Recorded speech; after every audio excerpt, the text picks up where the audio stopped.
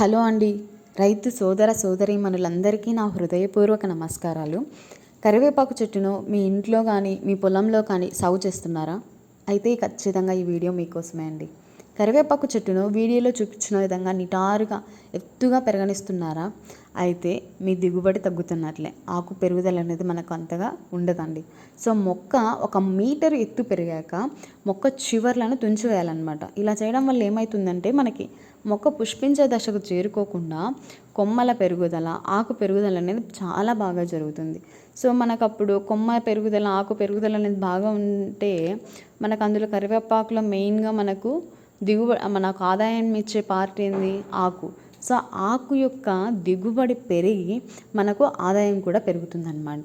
So ఇక్కడ మొక్కను కొమ్మలు తుంచి వేసినప్పుడు ఎలా ఉంది, తుంచి వేసిన కొమ్మలు పెరుగుదల వచ్చి తర్వాత బాగా చుట్టూ నిండుగా గుబురుగా ఆకులు ఎలా ఉన్నది అన్న అదే పిక్ కూడా ఉంది. సో మీరు ఆ పిక్ కూడా అబ్జర్వ్ చేయొచ్చు అనమాట. సో మొక్క చివర్లను తుంచి వేయడం వల్ల ఏమవుతుందంటే మనకు పక్కనున్న కొమ్మలు అనేవి ఎక్కువగా వచ్చి మొక్క అనేది చాలా గుబురుగా పెరుగుతుందన్నమాట. సో ఒక 3 ఏళ్ళు వచ్చిన కరివేపాకు మొక్కకు మొదలను అనేది చిన్న చిన్న కొమ్మలు పైన వస్తుంటాయి కదా, ఆ మొదలను తుంచి వేస్తే సైడ్న మనము ఒక 4 లేదా 5 కొమ్మలు ఉండేలా ఉంచితే కనుక మనకి ఎక్కువ దిగుబడి వచ్చి ఆదాయం అనేది బాగా పెరుగుతుందన్నమాట. సో ఇలా పెరగడం వల్ల మనకు మీరు వీడియోలో కూడా చూస్తున్నట్లయితే కనుక పంట బాగా మొక్క చూడండి అక్కడ చాలా గుబురుగా పెరిగి మొత్తము బాగా నిండా ఆకుతూ ఉంది. సో అలా మనం ఆ గుబురుగా పెరిగేలాగా పొలంలో కలుపు మొక్కలు ఏమీ లేకుండా అలాగే వాటికి తగిన టైంలో నీరు ఇస్తూ తగిన టైంలో పోషకాలను అందిస్తూ మెయింటైన్ చేసుకోవాలన్నమాట.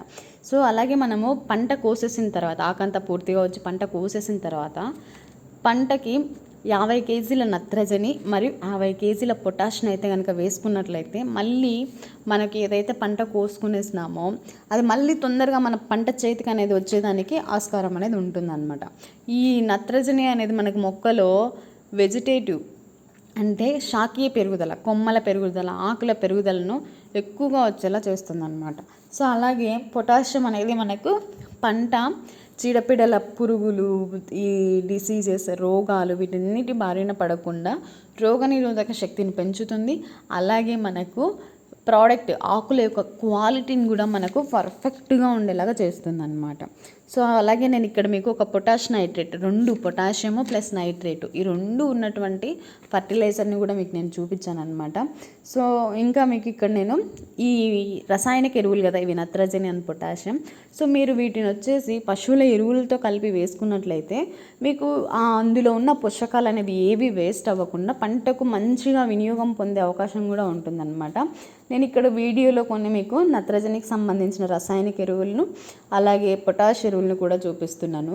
సో మీకు దగ్గరలో అవైలబుల్లో ఏ నత్రజని ఎరువులు ఉన్నాయో, ఏ పొటాషియం ఎరువులు ఉన్నాయో వాటిని తీసుకొని వాటిని పశువుల పేడతో కానీ గొర్రెల పెంటతో కానీ సో వీటన్నిటితో కలుపుకొని వేసుకున్నట్లయితే వానపాముల ఎరువుతో కానీ మీకు పోషకాలు అనేవి వేస్ట్ అవ్వకుండా మంచిగా యూజ్ అవుతాయి అన్నమాట. సో ఈ వీడియో కనుక మీకు నచ్చినట్లయితే మీకు దగ్గరలో ఉన్న రైతు సోదరీమణులకు షేర్ చేయండి, లైక్ అండ్ సబ్స్క్రైబ్ చేసుకోండి.